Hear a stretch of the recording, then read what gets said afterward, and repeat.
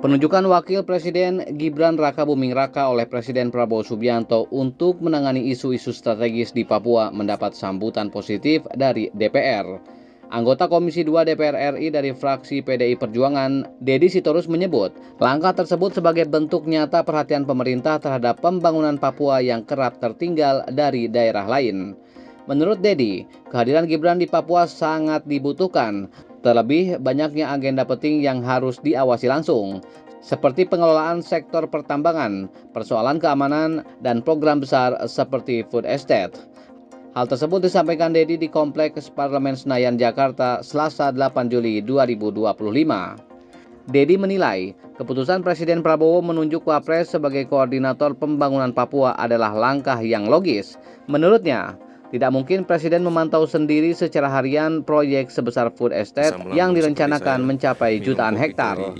Karena itu, penugasan Gibran dinilai sebagai solusi untuk meningkatkan efektivitas pengawasan dan percepatan pembangunan.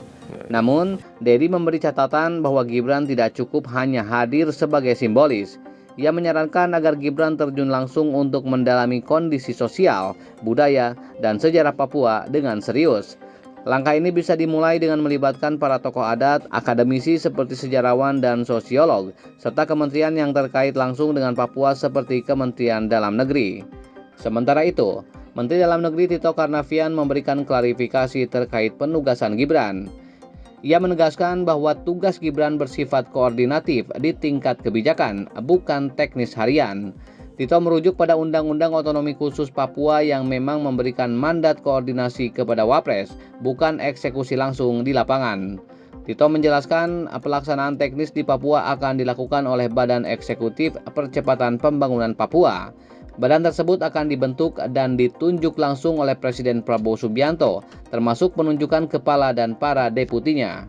Ia juga mengonfirmasi bahwa memang ada rencana untuk menyiapkan kantor di Jayapura. Gedung tersebut terletak di kawasan KPKPN dan telah disiapkan oleh Kementerian Keuangan. Namun, kantor itu bukan diperuntukkan bagi Wapres Gibran, melainkan untuk operasional Badan Eksekutif. Dengan demikian, Tito menegaskan bahwa Gibran tidak akan berkantor di Papua secara permanen. Sesuai dengan kerangka regulasi, badan pelaksanalah yang akan bekerja setiap hari di lapangan, sedangkan Gibran bertugas memimpin dan mengordinasikan dari pusat. Penugasan ini juga bukan hal baru. Tito mengingatkan bahwa Wakil Presiden ke-13 Ma'ruf Amin juga pernah menjalankan fungsi serupa dalam pemerintahan sebelumnya. Mekanisme ini dinilai efektif dalam menyinergikan kebijakan nasional dengan pelaksanaan pembangunan di daerah khusus seperti Papua.